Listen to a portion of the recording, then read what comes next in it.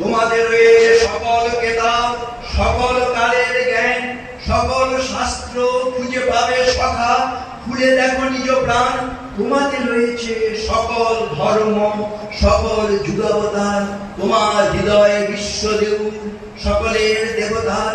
কেন খুঁজে ফেলো দেবতা ঠাকুর মৃত পুঁথিকম কালে, আসিছেন তিনি অমৃত হিয়ার নিভৃত অন্তরালে। ভেতরে সব শক্তি রয়েছে। নাভ কমল মে হায় কস্তুরী, कैसा भरम बिते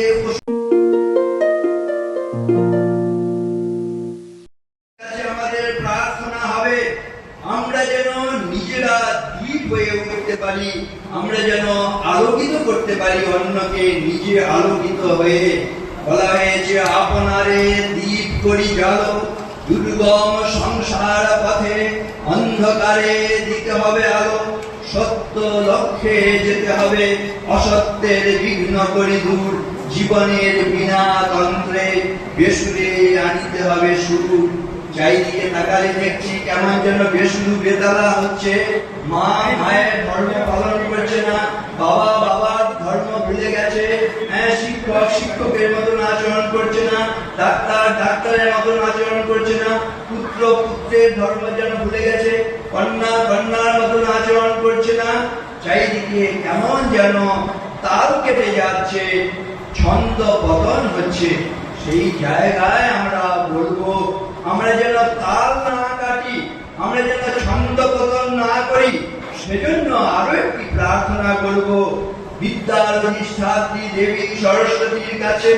তার অর্থটা কি? যে প্রার্থনাটি করব, হে দেবী সরস্বতী, জ্ঞানদাত্রী দেবী সরস্বতী, বরদাত্রী দেবী সরস্বতী, তোমাকে আমি নমস্কার করি, তোমাকে প্রণাম করি। নমস্কার করে প্রণাম করে তোমার কাছে এই প্রার্থনা করি, না আমাদের বুদ্ধিটা যেন স্বচ্ছ নির্মল হয়। সেজন্য এই প্রার্থনা একযোগে করবে। একসঙ্গে আবার বলো, সোজা হয়ে বসো, আবার বলো, অহম নমামি বরদাম জ্ঞানদাম ত্বাম সরস্বতীম প্রয়চ্ছ বিমলাম বুদ্ধিম প্রসন্না ভব সর্বদা। কি প্রার্থনা করলাম? প্রযচ্ছ বিমলাম বুদ্ধি, আমাদের বিমলা বুদ্ধি দাও, মানে শুদ্ধ বুদ্ধি দাও, নির্মল বুদ্ধি দাও। বুদ্ধিটা যদি মলিন হয়, পঙ্কিল হয়, তখন দেখব আমরা পুত্রের মতন, কন্যার মতন, ছাত্রের মতন, ছাত্রীর মতন আচরণ করব না। আমরা মানুষ হয়েও মানুষের আচরণ করব না, পশুর আচরণ করব। কেন আমরা মানুষ হয়েও অনেক সময় পশুর মতন আচরণ করছি, রাক্ষসের মতন আচরণ করছি, দানবের মতন আচরণ করছি? না, আমাদের বুদ্ধিটা মলিন হয়ে গিয়েছে। সেজন্য প্রার্থনা করা হয়েছে প্রযচ্ছ বিমলাম বুদ্ধি, আমাদের বিমলা বুদ্ধি দাও, শুদ্ধ বুদ্ধি দাও, নির্মল বুদ্ধি দাও। আমাদের শ্রীরামকৃষ্ণের কথায় হুঁশ দাও। কে মানুষ? যার হুঁশ আছে সেই মানুষ। আমরা মানুষের মতন কাজ করছি তো? একটি সুন্দর কথায় বলা হয়, প্রত্যহম প্রত্যবেক্ষেত নরশ্চরিতম আত্মন কিন্নু মে পশুভি তুল্যম কিন্নু সৎপুরুষৈরিতি। কি অসাধারণ সুন্দর ভাবনা! বলে যে প্রতিদিন ঘুম থেকে উঠে উঠে তুমি নিজের চরিত্রের দিকে তাকিয়ে দেখবে, তুমি যেভাবে জীবন যাপন করছো সেটা মানুষের মতন আচরণ করছো না, তুমি রাক্ষসের মতন, পশুর মতন আচরণ করছো। প্রত্যহম প্রত্যবেক্ষেত নরশ্চরিতম আত্মন কিন্নু মে পশুভি তুল্যম, আমি কি পশুর মতন আচরণ করছি? কিন্নু সৎপুরুষৈরিতি, না আমি সৎপুরুষ, মহাপুরুষ, মহাজ্ঞানী, মহাযন্ত্রের মতন আচরণ করছি। আমাদের দেশে, সারা বিশ্বে অনেক মহামানবেরা এসেছেন, তোমরা জানো সেগুলো। পুরুষ নারী সবাই রয়েছেন, আদম, দাউদ, ঈসা, মুসা, ইব্রাহিম, মুহাম্মদ, কৃষ্ণ, বুদ্ধ, নানক, কবির, বিশ্বের সম্পদ আমাদেরই এরা পিতা পিতামহ এই আমাদের মাঝে। তাঁদেরই রক্ত কম বেশি করে প্রতি ধমনীতে রাজে। আমরা তাঁদেরই সন্তান, জ্ঞাতি তাঁদেরই মতন দেহ। কে জানে কখন মরাও অমনি হয়ে যেতে পারি কেহ। যদি আগে চৈতন্য, বুদ্ধ, যিশু এরকম মহামানব রামকৃষ্ণ, বিবেকানন্দ এরা এসে থাকেন, বলা যে হিস্ট্রি রিপিটস ইটসেলফ, ইতিহাসের পুনরাবৃত্তি হয়। এই মহামানবেরা আবারও আসবেন এবং সেই মহামানবেরা আমার তোমার মধ্য দিয়েই আবির্ভূত হবে না কে বলতে পারে, তাই না? তোমাদের রয়েছে সকল কেতাব, সকল কালের জ্ঞান, সকল শাস্ত্র খুঁজে পাবে সখা, খুলে দেখো নিজ প্রাণ। তোমাদের রয়েছে সকল ধর্ম, সকল যুগাবতার, তোমার হৃদয়ে বিশ্বদেউল সকলের দেবতার। কেন খুঁজে ফেলো দেবতা ঠাকুর মৃত পুঁথি কম কালে, আসিছেন তিনি অমৃত হিয়ার নিভৃত অন্তরালে। ভেতরে সব শক্তি রয়েছে। নাভ কমল মে হায় কস্তুরি, कैसा भरम मिले पशुकारे, बिना सद्गुरु नारे साही ढूंढे, जैसा मृग फिरे বনকারে। মৃগ মানে হরিণ, বনের হরিণটা কোথা থেকে সুগন্ধ আসছে বলে ছুটছিল, আর ছুটতে গিয়ে তার শিংগুলো পাগুলো লতায় পাতায় বেঁধে গেল এবং হিংস্র জন্তু জানোয়ার বাঘ সিংহ এসে তাকে ধ্বংস করলো। কিন্তু সেই হরিণ যদি বুঝতে পারতো, জানতো যে এই সুগন্ধ বাইরে থেকে আসছে না, তার নাভির মধ্যে নিজের মধ্যেই সে সুগন্ধ রয়েছে, এক জায়গায় শান্ত স্থির হয়ে বসে সেই সুগন্ধ উপভোগ করতে পারতো। আমরাও মানুষ সেই হরিণটার মতোই আনন্দ কবলে বাইরে ছুটছি। চক্ষু, কর্ণ, নাসিকা, জিহ্বা, ত্বক এগুলো হচ্ছে শব্দ, স্পর্শ, রূপ, রস, গন্ধ বাইরে ছুটছে। আনন্দ কবলে আমরা নাম, যশ, অর্থ, বিত্ত, টাকা পয়সা এগুলোর পেছনে ছুটতে গিয়ে আমরা শ্রান্ত, ক্লান্ত, বিধ্বস্ত হচ্ছি। অথচ আমি যদি জানতাম না ভেতরেই আমার সেই আনন্দের খনি রয়েছে, সেজন্য শ্রীরামকৃষ্ণ গান করতেন, ডুব ডুব ডুব রূপসাগরে আমার মন, তলাতল পাতাল খুঁজলে পাবি রে প্রেম রত্ন ধন, ড্যাং ড্যাং ড্যাং ডাঙায় ডিঙি চালায় আবার সে কোনজন। কবির বলে শোন শোন শোন, গুরুর শ্রীচরণ, এই যে হৃদয়ে শ্রী গুরু ইষ্ট তারা রয়েছেন। जोड़ खुदाई मस्जिद बसात है और मुल्क इसकेरा, तीर्थ मुराद राम निवासा, दुहुमई की हुनहेरा, पुरी को दिशा हरि का वासा, पश्चिम अल्लाह मुकामा, दिल ही खोजई दिलई दिल, भित्री हा राम रहिमाना। यो साधारण सुंदर কথা বলা হয়েছে। খোদা যদি জোড় খুদাই মসজিদ বসাতে, মসজিদেই খোদা যদি বসে থাকেন, মসজিদ ছাড়া অন্য জায়গায় কি খোদা নেই? এ কখনো হতে পারে না। জোড় খুদাই মসজিদ বসাতে আর মুলুক ইসকেরা, তীর্থ মূর্তি রাম নিবাসা, দুমই কি হুনহেরা। তীর্থ এবং মূর্তির মধ্যে যদি রাম থাকেন, তীর্থ মূর্তি বাদ দিলে কি আর রাম সেখানে নেই? রাম তো সর্বব্যাপী, ভগবান সর্বব্যাপী। তাহলে শুধু তীর্থ আর মূর্তির মধ্যে তিনি সীমাবদ্ধ নয়। পুরী দিশা হরি কা বাসা, হিন্দুরা পূর্ব দিকে মুখ করে পুজো করে, আর পশ্চিম আল্লাহ মুকামা, মুসলমান তারা ভাইয়েরা পশ্চিম দিকে নামাজ পড়ে, প্রার্থনা করে।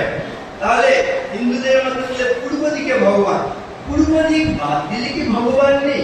এ কখনো হতে পারে? হতে পারে না। পশ্চিম দিক বাদ দিলে কি আল্লাহ নেই? এও কখনো হতে পারে না। ঈশ্বর আল্লাহ ভগবান সর্বব্যাপী। তাহলে কি করতে হবে না, দিল হি খোঁজই দিলই দিল, ভিত্রি ইহা রাম রহিমানা। তুমি তোমার অন্তরে হৃদয়ের মধ্যে খুঁজে দেখো, সেখানে রাম, রহিম, ঈশ্বর, আল্লাহ, ভগবান সব রয়েছেন। তাহলে এই মহামানবদের কথা বলা হলো। মহামানবীরা কেমন আছেন? বলা হয়েছে বিদুষী, মৈত্রেয়ী, খনা, লীলাবতী, সতী, সাবিত্রী, সীতা, অরুন্ধতী, বহু বীর বালা, বীরেন্দ্র পুষ্পী, আমরা তাঁদেরই সন্ততি। অনলে দহিয়া রাগে যারা মান, পতি পুত্র তরে সুখে ত্যাজে প্রাণ, আমরা তাদেরই সন্ততি। আমাদের দেশে এবং বিশ্বে যেমন মহামানবেরা এসছেন তেমনি মহামানবীরা এসছেন। এদের পদাঙ্ক অনুসরণ করে যদি আমরা চলি তাহলে আমাদের জীবন ওই আলোকিত হবে, অন্ধকার নাশ হবে।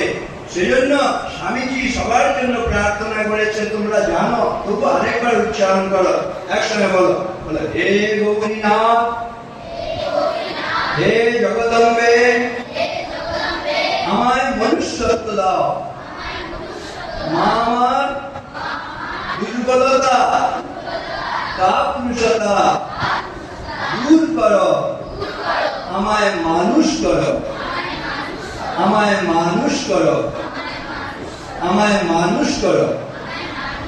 তোমরা যখন বড়দের প্রণাম করো সবাই বলেন না, বাবা মানুষ, মা মানুষ, তুমি একবার বলবে, আমি তো মানুষই আছি, মানুষের যা থাকার কথা, হ্যাঁ, দুটি হাত, পা, চোখ, কান, নাক সবই তো আমার আছে, আর কি করলে মানুষ হবো? দেখবে বড়রা ঘাবড়ে যায়, এই তো এরকম তো কেউ প্রশ্ন গায় না। আমাদের দুর্ভাগ্য, আমরা বড়রাও ঠিকভাবে ছোটদের বলতে পারি না কি করলে মানুষ হয়, কি করলে মানুষ হয়। আজকে মনে রেখে বাড়ি যাবে, ঠিক আছে? এবং বড়দেরও তোমরা বলবে, বলবে তো? বলো আমার সঙ্গে, বলো, জ্ঞানশীল নীতি ধর্ম তপ বিদ্যা দান, সপ্তশীলে মনুষ্যত্ব জানিও সন্ধান। সপ্তশীল মানে 7 ধরনের আচরণ। 7 ধরনের আচরণ, শুভ আচরণ, কাঙ্ক্ষিত আচরণ করলে বুঝতে হবে যে আমরা মানুষ হচ্ছি। কি না, জ্ঞানের চর্চা করব, ঠিক আছে?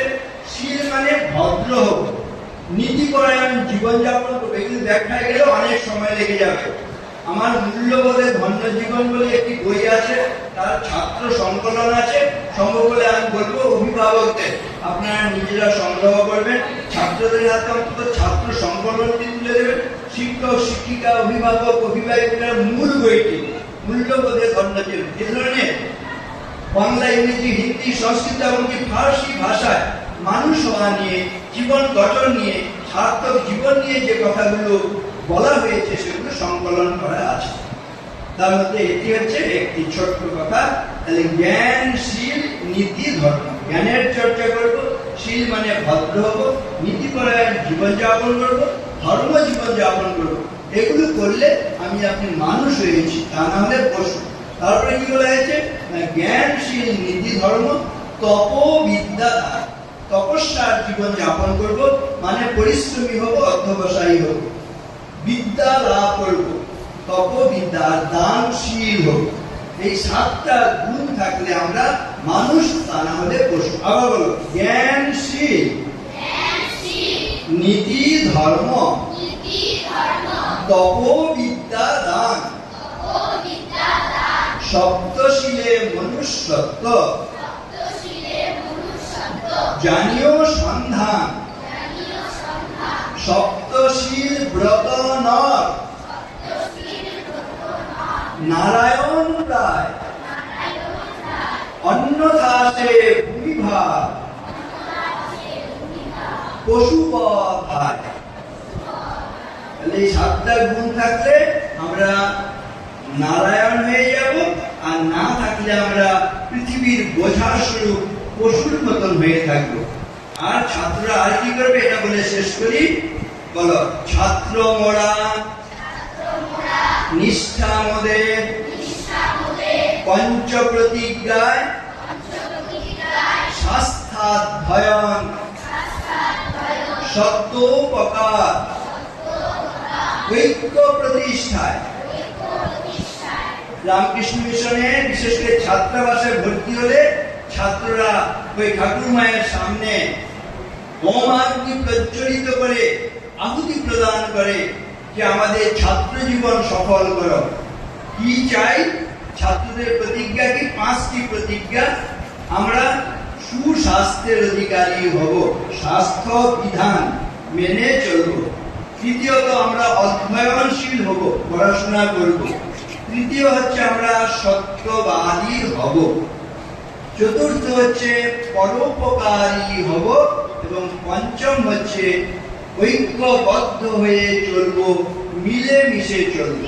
দেখবে এই পাঁচটি সংকল্প যদি আমাদের জীবনে সত্য হয়, আমরা ভালো ছাত্র হব, ভালো মানুষ হব, জীবন ধন্য কৃতকৃতার্থ হয়ে যাবে। আবার বলো, ছাত্র মোরা নিষ্ঠা মোদের পঞ্চ প্রতিজ্ঞায় শাস্ত্রাধ্যয়ন সত্যোপকার ঐক্য প্রতিষ্ঠায় পুণ্যে পাপে দুঃখে সুখে পতনে উত্থানে মানুষ হইতে দাও তোমার সন্তানে। সবাই মানুষ হবো তো?